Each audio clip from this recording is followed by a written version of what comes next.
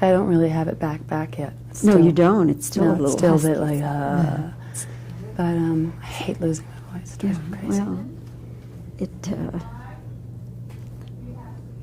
We have speed. Well, Uma, I'm glad to see you're somewhat recovered from your bout with laryngitis and the flu.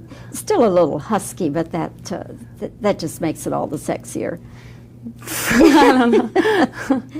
I'm sitting here looking at you. You look like Uma Thurman now, but in Pulp Fiction, you look like somebody else. You look like your character, which is what you should look like. Did you have any input as to how that character would look? The great thing about working with Quentin is that he's really a collaborator. So yeah, it was completely, Quentin, the makeup and wardrobe department, everybody together. We sort of created this anonymous person into somebody. Did you like the look? Did you get used to it? Yeah, no, I loved it. I really loved it. And it was a wig, or they dyed your hair, or what? No, it was a wig. Yes. It was a wig. I'm glad. That would be asking a little much for you to dye your hair that color. Well, it just seemed like, dyeing it would be more risky than having a wig made out of real hair. Because sometimes when you do that, you dye it and you cut it, it just doesn't work. You have no hair. So I've used them before in different projects and it seemed sensible. You have, I think, the most chilling scene in the whole movie, and there are lots of chilling scenes in Pulp Fiction, but the scene where they're giving you the adrenaline shot. Now, okay, we know it's a movie, but was that a very difficult thing for you to go through and to exude that emotion? Being in a coma? Well, and then coming with the adrenaline shot. Well, working all that out was pretty tricky. I mean, but those kind of scenes aren't really, I think that those like highly dramatic moments, I think, are easier for actors than the more subtle, complicated, less sketched parts. But I mean, the hard part of that was rehearsing it hundreds of times with John and Eric and everybody. And particularly when they're carrying me in, I'm in this coma, so I'm rehearsing it and I can't do anything.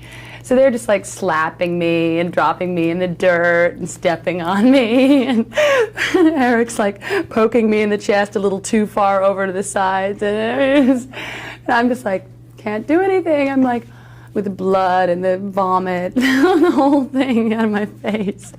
So that was the tricky part, but it was kind of funny.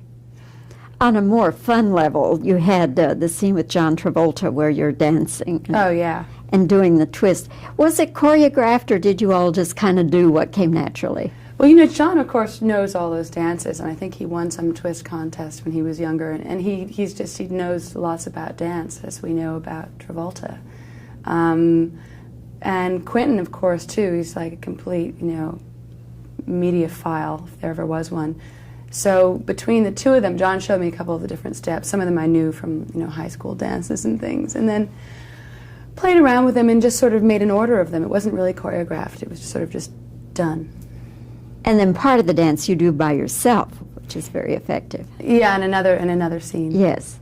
And you enjoyed that, just making it up as you went along? Well, it's nice to play those kind of scenes because they're private moments.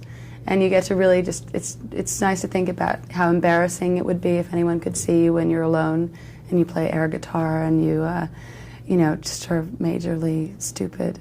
So that was the nice part of that scene. It's that kind of vulnerability of how dumb you are by yourself.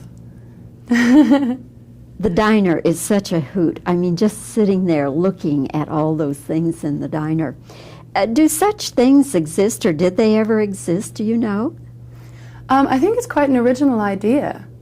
I mean, it's sort of like a combination between a drive-in movie, restaurant, dance hall, circa, who knows, circa all these years. So it's an original idea. I think, it's Quentin's idea. He can open a restaurant if he wants. Was it fun for you all to go around and kind of look at all the props? Well, the set department just did an incredible job with it. It was just in this huge warehouse, and it took up this huge space. It was the biggest built set they had. And I think probably for Quentin, it's the biggest set he's ever made for anything, so it was exciting. Well, it's fun for the audience. Great fun. Uma, thanks for your time today, and congratulations to all of you, and you particularly on your role in Pulp Fiction. I think the public you. is going to really latch on to this one. All right. Thank you. Thank you very much. Bye.